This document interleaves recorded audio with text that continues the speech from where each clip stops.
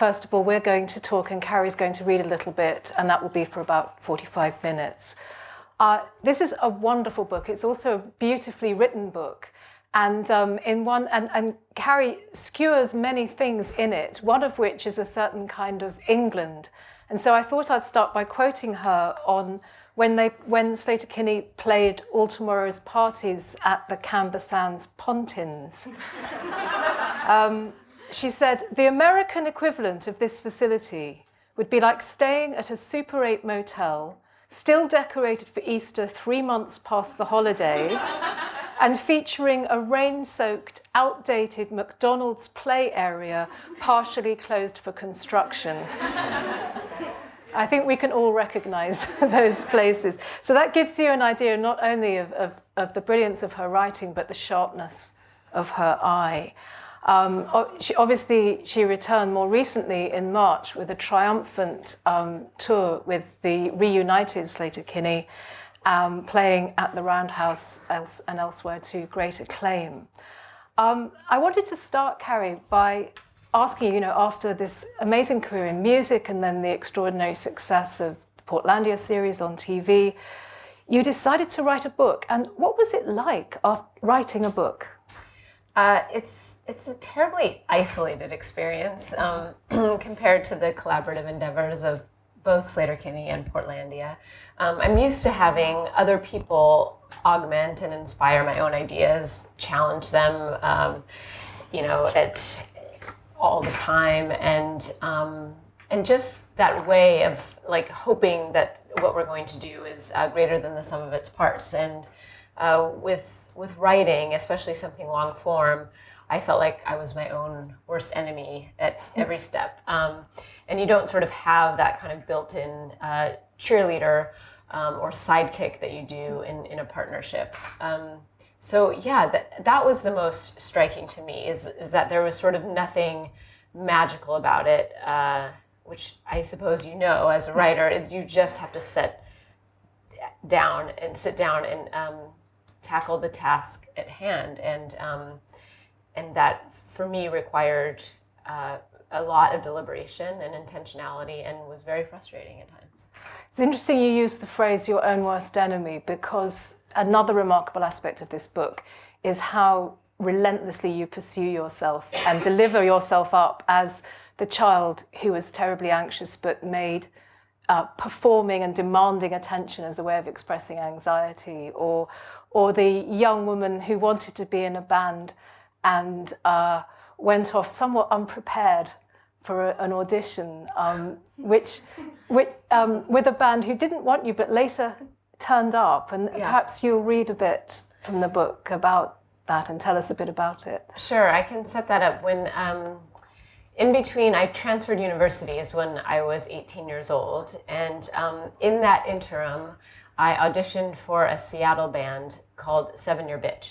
This was in probably 1992, and they needed a guitar player, and I barely played guitar.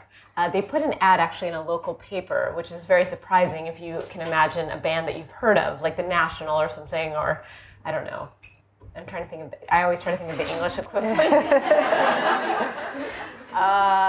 Let's see, I don't know.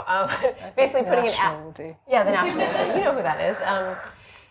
Putting an ad. They put an ad in the paper that said, "Girl guitarist wanted, no wanky solos." And I thought, well, I can't even play a solo, let alone a wanky one.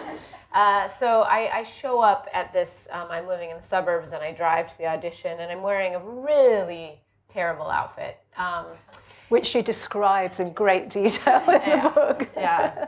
Anyhow, so I didn't get the part, but I continued in the very sort of audacious way that they often do, and with a lot of gumption and moxie, kind of pursuing this person as if she was going to eventually acquiesce and let me into the band. That never happens. So later, she comes to one of the Sleater-Kinney shows, and I will read from that part. Her name, by the way, is Elizabeth. She was the bass player in 7 Year Bitch. During the next few months, I occasionally ran into Elizabeth at Seattle shows and music festivals like 1077's Endfest. She was always kind to me, but I had clearly become a pest. Later, when I knew what it felt like to carry the weight of your fans' aspirations, I would remember the way Elizabeth looked at me after I'd sent the letter. A look of pity, distrust, and weariness. There's a gulf of misunderstanding between musicians and their fans, and often so much desperation that the musician can't possibly assuage, rectify, or heal. You feel helpless and you feel guilty. With Sleater-Kinney fans, I tried to be generous, but I soon grew uneasy. For a long while, I could share nothing more than the music itself. I think I was too scared to be open with the fans because I knew how bottomless their need could be. How could I possibly help if I was just like them? I was afraid I might not be able to lessen their pain or live up to their ideals. I would be revealed as a fraud, unworthy and insubstantial. The disconnect between who I was on and off stage would be so pronounced as to be jarring. Me so small, so unqualified. In the early years of Sleater-Kinney, we played at Seattle's Crocodile Cafe. Elizabeth was at the show. By then, 7-Year Bitch had broken up. She came up to me, complimented my guitar playing, and told me she loved the band. Elizabeth didn't recognize me as the girl who had gone over to her house that day or written her an overly earnest tell-all letter. I was relieved that music had done exactly what I had always wanted it to do, which was turn me into someone else. Now, the hunger you talk about there, the hunger of the fans that cannot be assuaged, reminds me, of course, of your title and the fact that it's a line from your song, Modern Girl.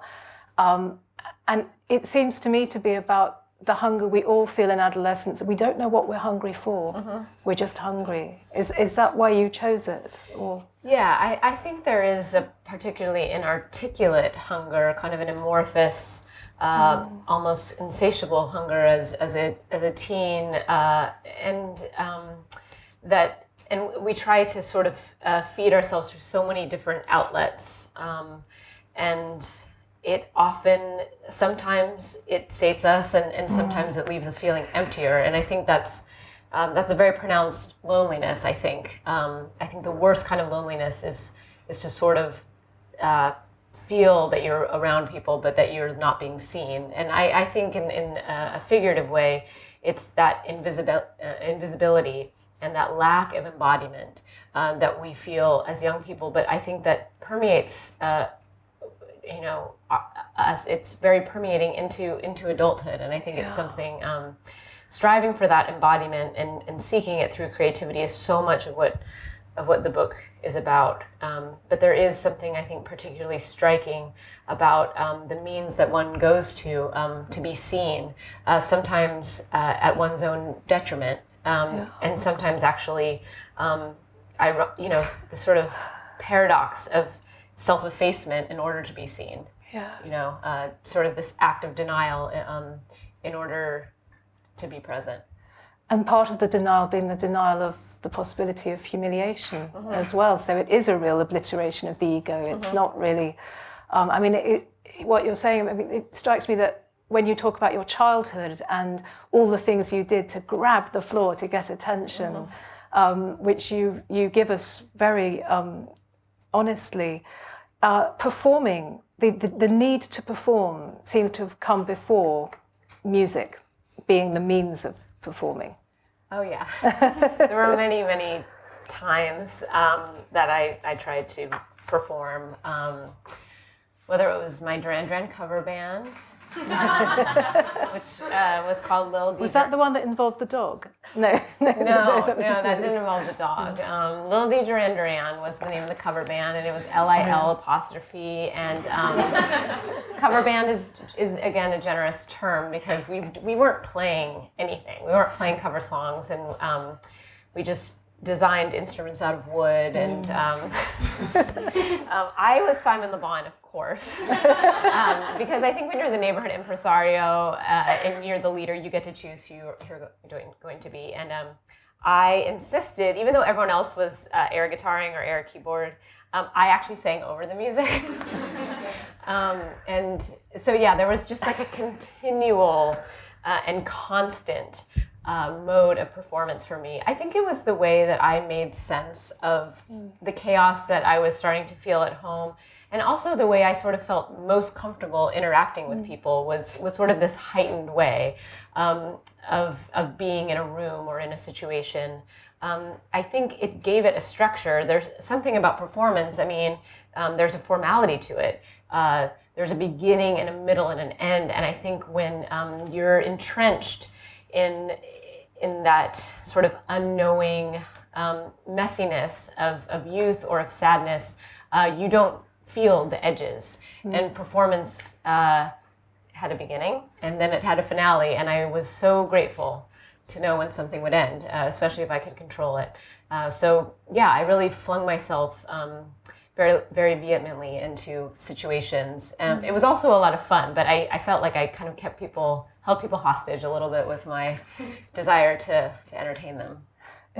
It's as if it gives you a sort of choreography Yes. of experience, rather. It turns the chaos into a kind of choreography, or you can find a steps to take and a thing to be. Yeah. It's and you can name it. The moves marked out on the floor. Yeah. No, I completely understand that. And then you talk wonderfully about first going to see bands and how when you went to see the B-52s, how you were so pressed up against the barrier that you bruised your ribs. And it just made me think about how much you wanted not only to experience this thing, but you wanted it to have an impact, that you wanted you to have an impact on it and it to have an impact on you. And was these early trips because you went to see Madonna and you saw George Michael and you screamed and screamed? Yes. And was this a moment of recognition more than discovery, as in this is my thing? I think more so with George Michael than Madonna, actually. With Madonna, I mean, that was just pure adoration. I actually I had a lot of pictures of Madonna on my wall, and I remember crying to my mother. Well, I asked her, like, will Madonna and I ever be friends? And when she said no, I was crestfallen. And she was right, because we're still not friends. With George Michael, I remember the Faith tour. Faith was his album in the 80s, and women loved George Michael. We didn't, and George Michael loved women at the time, we all thought. And so it was mutual. And I remember my friend, I was young, I was 13 or 14, and my friend turned to me and she said, I want to give George Michael a blowjob. And I was like, I don't. And that was a moment of recognition of feeling like, I would rather be the object of desire. And I don't even necessarily mean physical, like lust, but just I want to be the one upon whom people project imagination and longing. And, I don't want to be sort of a passive recipient of this person's energy, even though that was also a way of fueling myself. But I felt like it was a much more symbiotic relationship. I didn't just feel like a vessel upon which, someone else was just kind of throwing their creativity and art. Like, I pushed back. And I think as a listener, as an audience member, I pushed back and I kind of willed myself through the act of watching and observing. I willed myself into that very narrative. And I've always been an observer, and I think it's sort of the way that I navigate things. Well, that pushing forwards and pushing back is very much like the experience of music that you describe, which is that it makes us feel more like ourselves, and also that we are escaping ourselves at the same time. Yeah, it's very, that is kind of a weird duality, I think, especially playing music. The cloak, I guess, of volume, particularly in Sleater-Kinney, where there's so much you can obliterate with noise, and I think that we really took advantage of and relished kind of sitting within a sonic landscape that seemed to permeate and expand past the boundary of a given space. I felt like I could disappear in that, but at the same time, it was the first moments that I felt most embodied.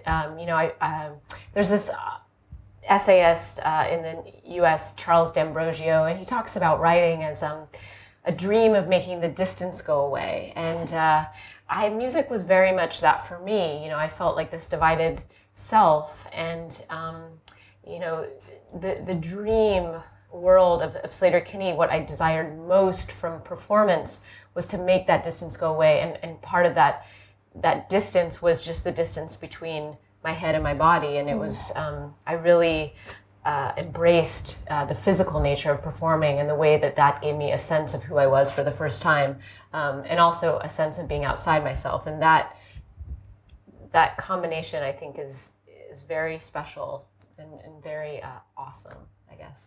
Yeah, and noise being, there's the noise that in the depths of music, the noise that's in the depths of words, and the noise that the band made, it means unlike any other, and it does have that centrifugal feeling of bits kept trapped with, but not quite meeting, and expectations kind of being subverted, and which keeps that space closing, but the live, there's a sense of absolute liveness to this feeling that this is giving substance. It's not sort of things are in place now. Because when you talk about the pop you grew up with, you use a phrase, is it the synthed out pop of the 80s? And how when you discovered bands like Bikini Kill, that you were discovering music which you said can be performed, isn't just performed, it's played.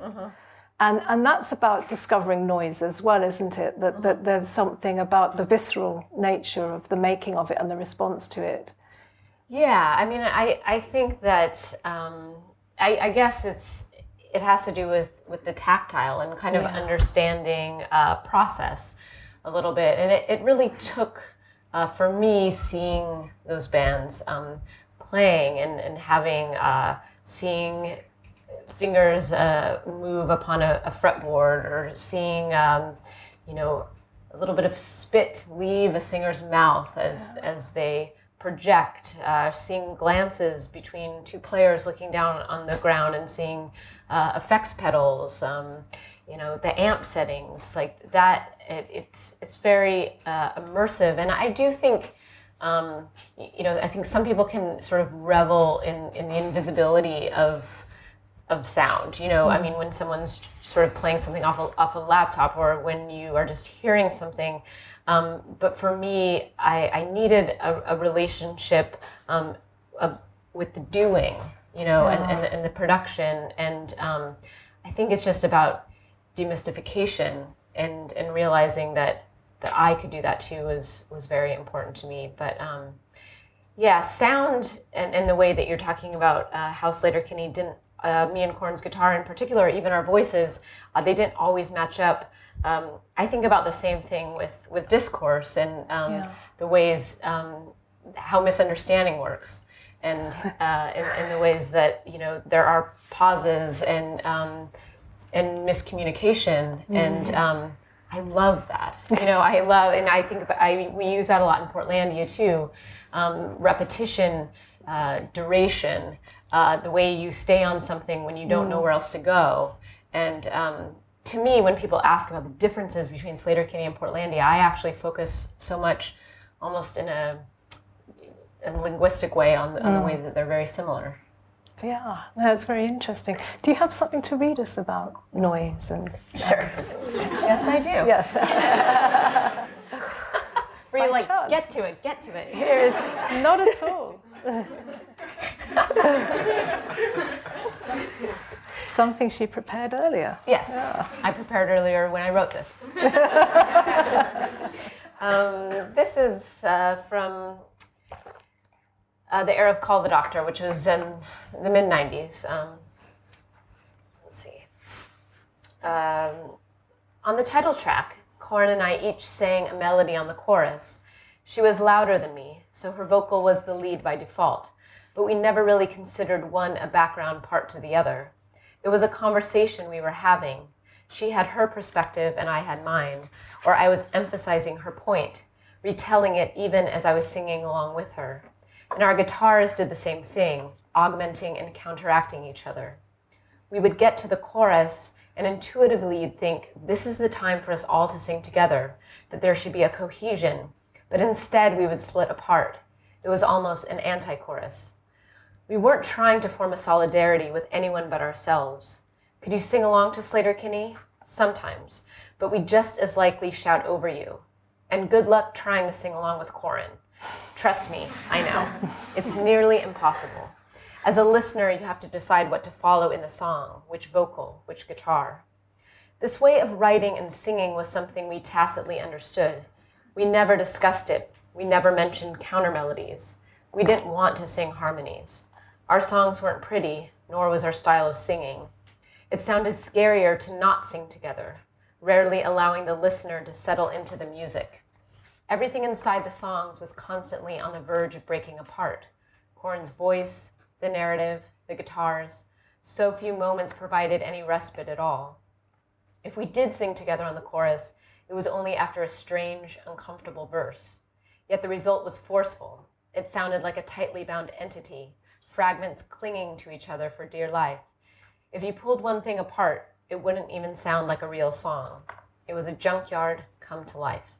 It reminds me of this lovely phrase where you say that Sleater-Kinney songs would make really horrible background music. Yes.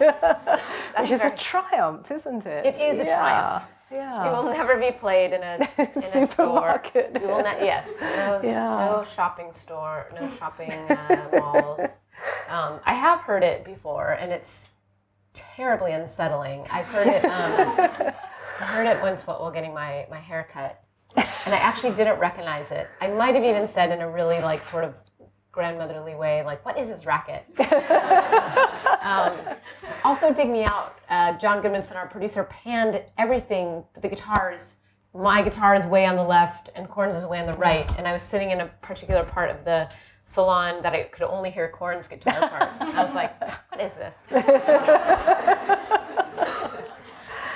Can we talk a little bit about the kind of movements that were around when you were forming, so Riot Girl and punk, and again, you're very clear about how these kind of incredible sort of surges of and coherences of ideology and determination and collectiveness can rigidify and become. Well, you say you talk about Riot Girl, and you say a movement that professed inclusiveness seemed to actually be highly exclusive, as alienating and ungraspable as many of the clubs and institutions that drove us to the fringes in the first place. One set of rules had simply been replaced by new ones, and they were just as difficult to follow. Yeah, I mean, I think that there are reasons that sort of early forms, early movements, incarnations of movements are strident. Yet they have to be. They have to establish themselves in opposition to so many things and protect the insularity that there just is. It's very calcified, and it's not a very malleable time because you're just in a kind of a mode of defense, and Riot Girls certainly was on the defense, a highly misunderstood movement, especially by mainstream media, who sort of immediately tried to kind of commodify it or kind of reduce it to something sloganistic or very simplistic. And then, of course, it was a term applied to music, and it really didn't describe anything about the music. And the bands that were sort of being attributed to Riot Girls sounded actually quite different from one another. So there was a lot of oversimplification that I think people were rejecting, and rightly so. However, I think that that kind of rigidity is very alienating, and I think that it was sort of difficult at the time to like be able to have sort of questions about what was happening, because it just felt like, well, there's only one answer, and that answer, it was like sort of tautological. It's like, well, the answer is Riot Girl. It's like, well, what is that? Well, we don't know. It's just sort of this snake eating its own tail, and again, kind of out of self-protection. But I think that's partly why Corin and I went as far away to Australia to form the band, is because we weren't certain that we could actually do what we wanted to do and have a sense of ourselves or be expressive within the confines of a place, I think, that was really struggling to really keep people out. And we didn't really want to keep a lot of people out. Like, we wanted to, first of all, have a sense of openness towards process, towards ambition, towards goals. And we also wanted people... art. And we also wanted people to hear us, you know, and it felt like there was something a little bit about, it felt like we were a little bit in a padded room in Olympia where you're only hearing you know, what other people sort of want you to hear. And we wanted to let everything in. So we left, and then we came back after we made our record. And another aspect of this is the old thing of being described as women musicians and a female band. And you say this thing about, so in Sleater-Kinney, we sang a lot about a world that we wished we could access without the added explanation or justification. And that really struck me, that this is about saying, I am a musician, not I am a musician who does. Yeah, that to me, I feel like, you know, when you put out a book or a film or a television show or anything, a piece of music, there it is at zero, and you want to start the conversation here and go forward. And I just felt like a lot of those questions about how it felt to be a woman doing that, how it felt to be a woman playing guitar, or a woman in TV, or a woman sitting in a chair. You know, it's just so much. It's like you spend all that energy. It's so arduous, and you're at a deficit, and you spend all your time getting to the place of neutrality, and then you're done talking about it, when really you just wanted to start at zero. And I think that that's very frustrating. Yeah. And the critical response, when you talk about having a narrative imposed on you, that if you are a person, let me just see, you said, if you haven't spent time deliberately and intentionally shaping your narrative, if you're unprepared like I was, then one will be written for you. And if you already feel like a fractured self, you start to feel like a broken one.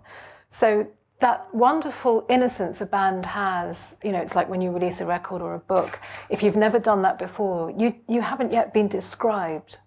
And then you are described, and then you have all these epithets attached to you and these preconceptions set up, and you suddenly find you're sort of playing in front of a mirror in which there is an image of yourself that isn't one you've created, that's been created for you. It doesn't sound as if you had much joy in the experience of, I mean, not in the playing, but of that response. Yeah, I mean, as you just eloquently described, I think that mirror is a little bit of a funhouse mirror, and you don't really, there's this sort of disassociation where you don't necessarily recognize the image being projected back onto you, but at the same time, you can't help but be curious about whether somebody is seeing a truth in you that you weren't able to recognize, and then you're sort of grappling with this idea of external identity, and in some ways it becomes like this sort of terrible existential or ontological crisis, and you don't know where to set out from, because I think when you start writing and you have no external expectations on you, and it's just you in a room, whether it's your band or your writing partners or whatever, everything feels possible, and then once you're sort of a version of yourself is reflected back at you, that's kind of this composite of other people's perceptions. There is sort of a claustrophobia to that, I think, and also, and it feels like limitations, and I think that can be very, very frightening, and especially, you know, I see it happen. You can kind of see it writ large with social media, that people kind of have to retract things all the time because they haven't had a sense of, you know, like preparedness, I guess, for what was going to be thrown at them. It can be very disorienting, and I think you have to start tuning that out, because it creates a real self-consciousness, I think. So for me, I really had to retreat back to a place of, I guess, insularity. And I think as a band, we tended to tune that out a little bit, because it was, we kind of felt like the monikers or what was sort of being thrown at us was not exactly apt, and but it also is empowering in that it's something to push against. You always want something to push against, and if you feel that it's not a clear description or an apt description, then it's just fuel for the fire, I think.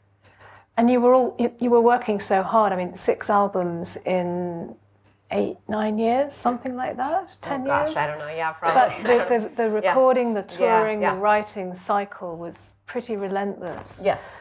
And as you describe, eventually you got to a point where your body was objecting, and you described touring as a frightening and jarring existence. And I thought about what you said about how playing music gave you a form, and it also gave you a family. And I wondered if part of your eventual response to that was precisely because you'd got yourself a family and a form, and that there was something in you resisting that being fixed in that, and had to kind of push against that. That's very psychoanalytic. Sorry. And very interesting. Let me think about it. No, just tell me I'm nonsense. Just say nonsense. That's and we'll nonsense. That's absolute nonsense. We can talk. Blimey. I think that I think that in some ways you're right, that I am fitful by nature, and I think that once something has a stability to it, I have a natural inclination to undermine, but also there was something very fraught about Sleater-Kinney. I mean, for each of us, I think we each tried to have the band be a substitute for family in a certain way, because even though we each had our own versions of family outside the band, there is a certain faith you put upon the endeavor to kind of hold you, because it's the thing that is carrying you away from those you love, and when it becomes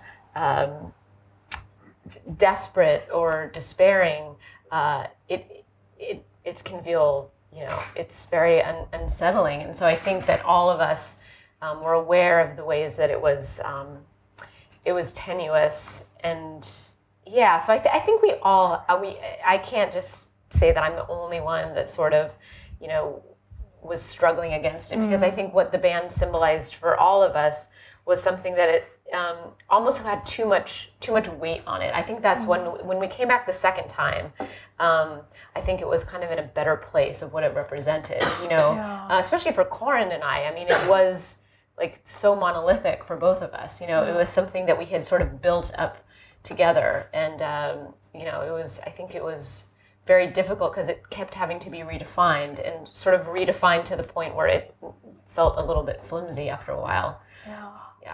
And the structure of the book, you begin with the ending, the beginning of the hiatus, so the ending in 2005, but it ends with the beginning, and it ends with the beginning of the new phase, and the wonderful new album, and everything. Can you tell us a little bit about the coming back together and going back out on the road and making the new album? Was it different?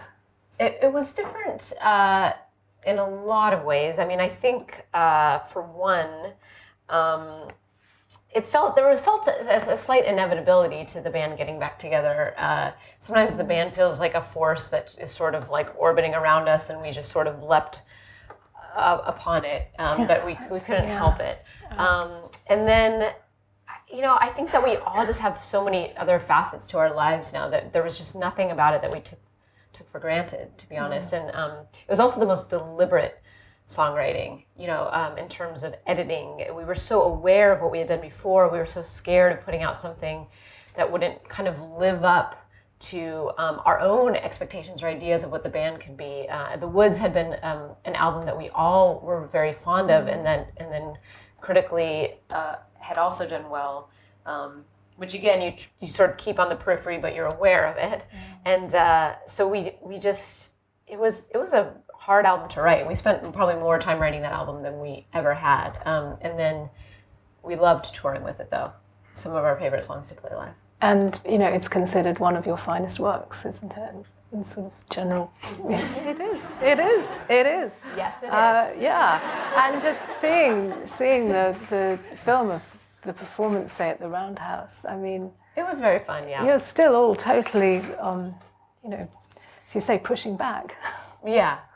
Yeah. Although I felt, yes, I think we are, and I think that the container of Sleater-Kinney is very unsuited for anything like too soft or demure. I think you kind of have to approach it with a certain energy. Otherwise, you're no match for the band.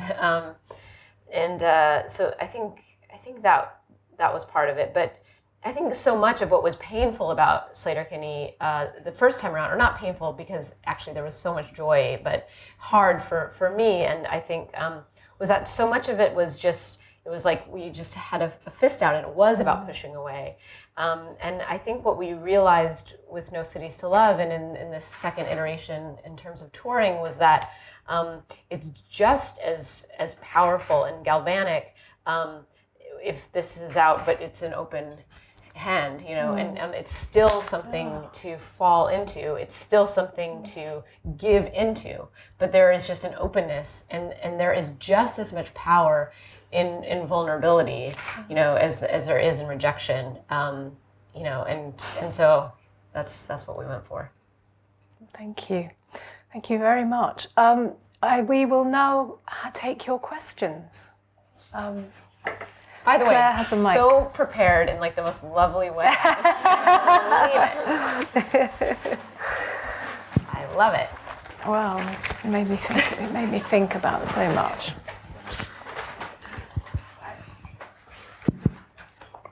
Hi. Hi. I'm from Spain, so my English may not be as good as yours. Definitely not, but Totally fine. I'll do my best.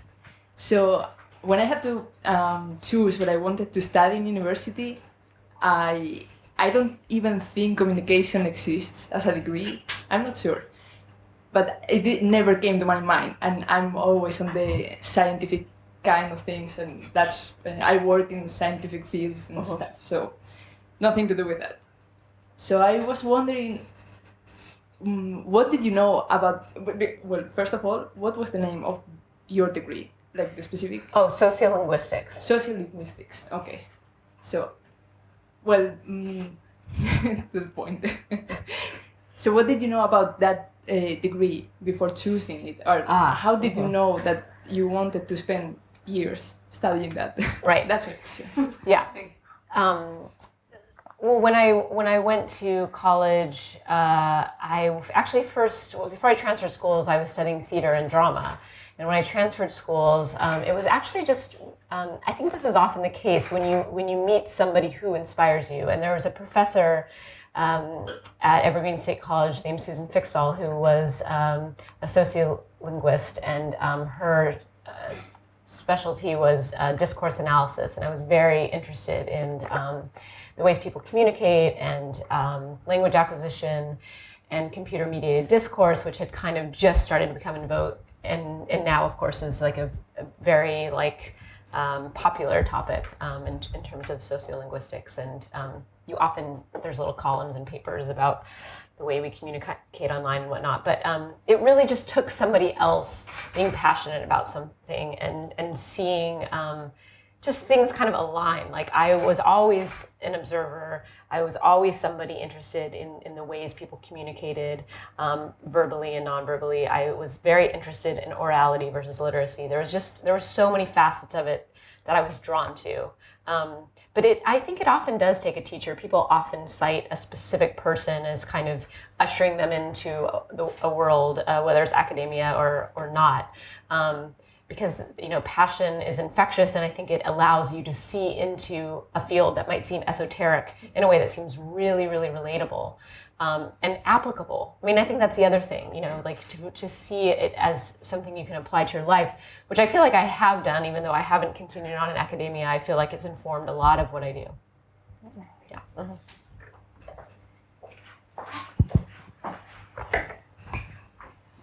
So this is kind of random, but I'm studying abroad right now, and I'm doing a lot of traveling. So I was just kind of wondering, what has been your favorite place that you've traveled to? Okay. Pontins. Pontins, for sure, yeah. Let's see. Well, I've been all over the United States, which is a very vast country. I love New Zealand, actually, quite a bit. It breaks my heart to say this, but right now, but I really love Paris. It's a wonderful city, and it's always magical there. I love Tokyo. I don't know, I feel very fortunate to have traveled many, many places, and but often what interests me are like the towns you pass through, to be honest. Like one of the most fortunate I guess things about getting to drive places, which is also like terrible on your back and really hard on your body, is that you stop in the other places. You stop in the places that aren't known for their tourism or their, their scenery, and you have interactions at a strange little restaurant or diner. Or I don't know. That regionalism is something I'm really curious about. So yeah, I just drive like 60 miles outside of a city and see who lives there. I think that's those are some of the most interesting places.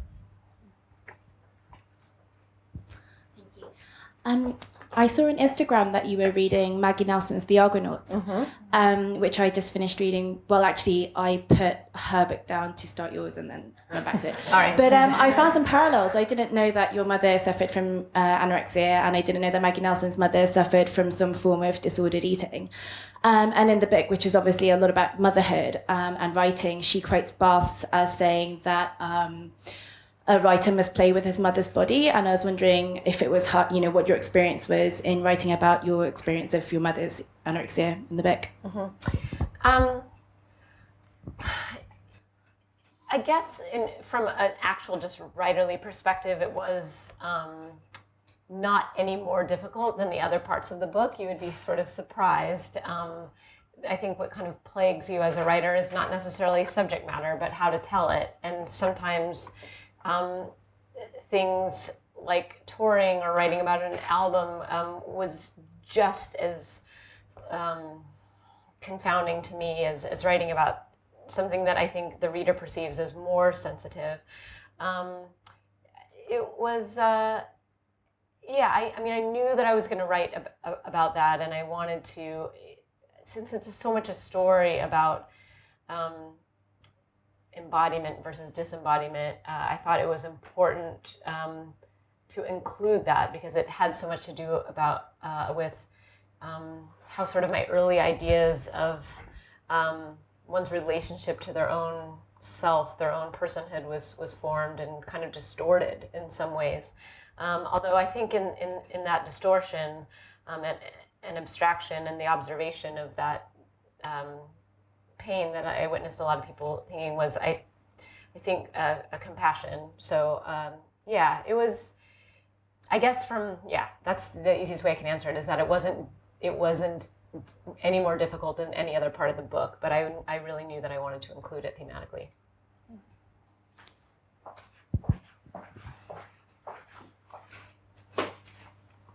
You spoke earlier about the Riot Girls scene and how the rigidity of it, and with coming back 10 years after The Woods with No Cities to Love, do you think the Riot Girls scene's changed in any way over the years?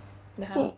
Yeah, I think that sort of the second or third kind of iteration of it, or the way that people are kind of claiming that that term now, or that identity now, I think has a sophistication that early movements just are sort of unable to grasp. I think there's an intersectionality to it that speaks to sort of broader issues than just white feminism or punk rock feminism. I think there's there's a multiplicity to it, I think, and an energy and an openness to it, and a levity to it that I think is very awesome, and I think makes it even more relatable and more generous, I think, than it was able to be early on. It's kind of exciting to see the ways that it's permeated pop and underground culture now.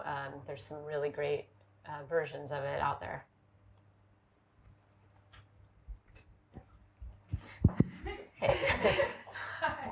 Thanks. I just wondered whether there's any reason behind the book. What pushed you to write the book? Because you said it's a very difficult experience to go through, and I absolutely agree.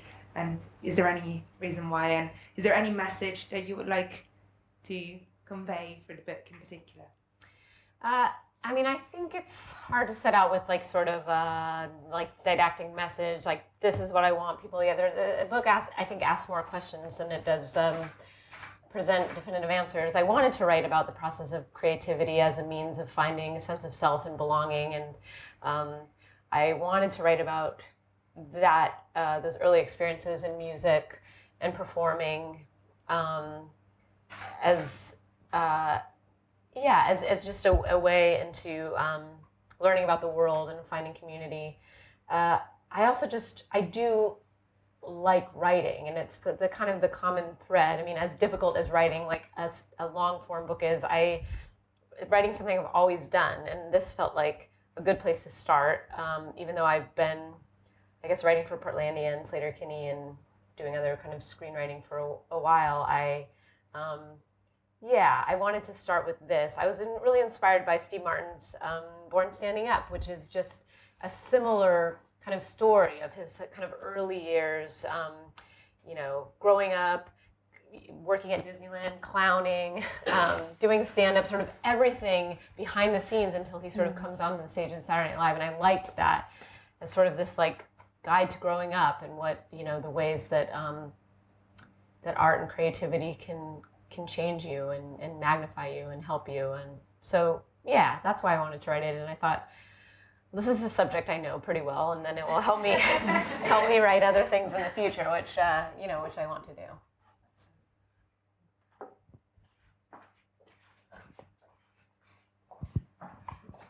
Do you want to answer my question? Yeah. First of all, just thanks for putting me on the guest list for tonight. That was really nice of you. You really didn't have to do that. Oh, you're very welcome. That's you, Oliver. Sorry? Wait, what's your name? Oliver. Yeah, that's what I just said, Oliver. Best friends. I only recognize Oliver through social media because Yes, I had to try and look as much like my profile like picture. Your avatar. I try to look like my avatar too. Yeah, just so like you recognize me. Yeah. Well. Nice to meet you. If in some alternate universe, Slater Kinney had to go through like a radical genre change, which one would you choose to change to? Like you had to completely change your sound. Like which one would you identify most with? Okay, I like these kinds of questions. Gosh, I mean, it would be awesome to think that we could just like be a really good. Heavy metal maybe seems too close to what we do, but and I just can't. I mean, hip hop seems really like a stretch. Just based on my own rapping skills, I don't want to throw Korn under the bus. I'm sure Sue's amazing. Yeah, Lavinia's saying disco. I think disco would be good. Maybe like country and western. I think like a really good country album. I think Korn could kind of pull that off, and then Psychobilly. Yeah, psychobilly. But this is like micro genre over here. Yeah, we would be a psychobilly band. Yeah. So watch out for our next record. Oh, hi. I just saying wanted to do more writing. I just wanted to ask what hopes do you have creatively? Like what work would you like to do over the next coming 10 years? Any dream projects? What's your 10-year plan? My 10-year plan is just sleeping through it, resting. It's really hard when people ask questions like that because I think that we always feel like we've got to just give these answers like, well, I'm going to build a house and I'm going to learn how to do farming and permaculture and then I'm going to run for office. But I feel really good where I am right now. I'm working on a handful of things that mean a lot to me. Slater Kinney, Portlandia, Transparent, this book. I'd like to continue writing. I'd like to make more television shows. Not even necessarily for myself to be in, but I love producing. I love writing. And that's really important to me. But a lot of my goals, I think, when I think like 10 years, have to do with happiness and other people's happiness and well-being. So that all kind of combines together. But yeah, I feel pretty good. But thanks. I'll keep working. When I get back to the hotel tonight, I will start writing something immediately.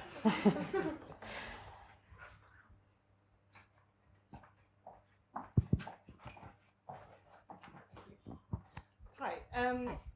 I think because you mentioned your sociolinguistics, and I think with Portlandia, it's kind of I think that's riddled within it, and I really enjoy it. But I just wanted to know whether you consider yourself a comedian or funny.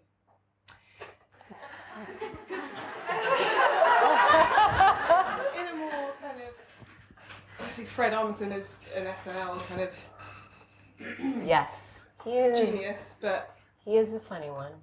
do you consider yourself a? No, you know what? That's a good question. Actually, in some ways, I don't feel like my currency in life is humor. I think I am a keen observer. I think I have wit. But I think there are people, although you would be surprised, many of the funniest people that we all watch on TV and movies are not actually very funny in person. And that's true. And then some people kind of use that as like I said, the currency that they use in their daily interactions. I don't think that is my own currency, but I think that that I can be sometimes a little bit funny, but not always. And Fred actually is not always doing bits either, by the way, but he is very funny. And I think he would put that as like the first thing he called himself. No, actually he'd say drummer. He wants to be known as a drummer, just FYI, do not call him a comedian. So I hope that answered your question. I think there's time for one more question. Okay, make it good. Yeah. This is how we're going out. No pressure. This is my last meeting in the UK. It's up to you. Wow. I'm just kidding. Ask her what her favourite colour is, please. Yeah, my favourite colour. It can be anything. You can ask any question. You've got it. That was it.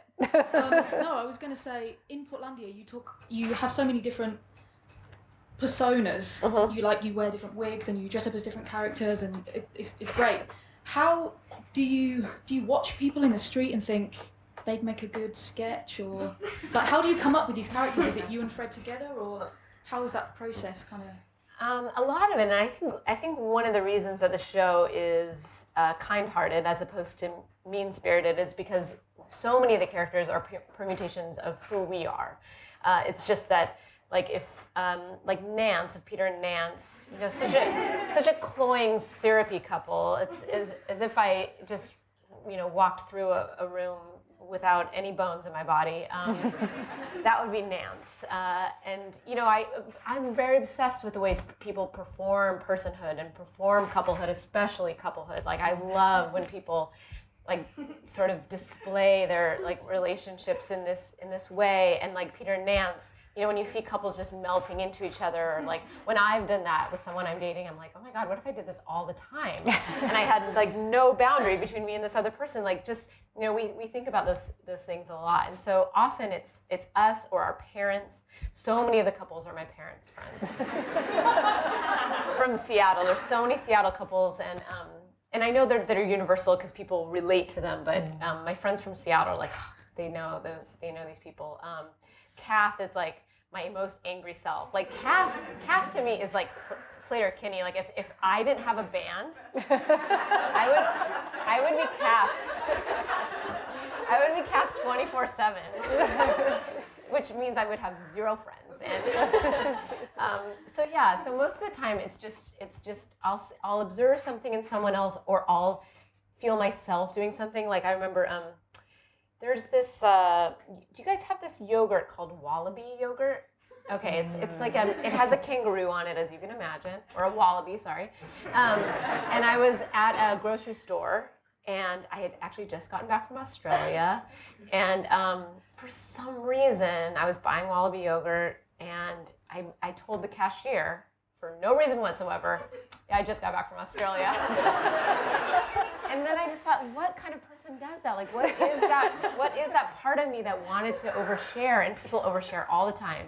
You know, I go to the bank and I let the bank teller know that I was just at the dentist. Why? I don't, you know. But I'm so curious about why people do things, and I try to think like, how can I make that little small thing a whole person? Like, what if I start from there? And so it's not, you know, sort of pointing someone out and being like, haha, that's funny, look at that weird person. It's more like, look at all these weird parts of myself. So yeah, that's usually where it starts. Please join me in thanking Carrie Brownstein very much for what's been a really wonderful evening. And I think there are signed copies available. Sorry, I didn't say there are signed. Carrie, like a trooper, signed about 1 million copy. Well, a few for his put on them on sale this evening. Yeah, sorry. And thanks to Lavinia Greenlaw and to everybody here. Thank you all very much.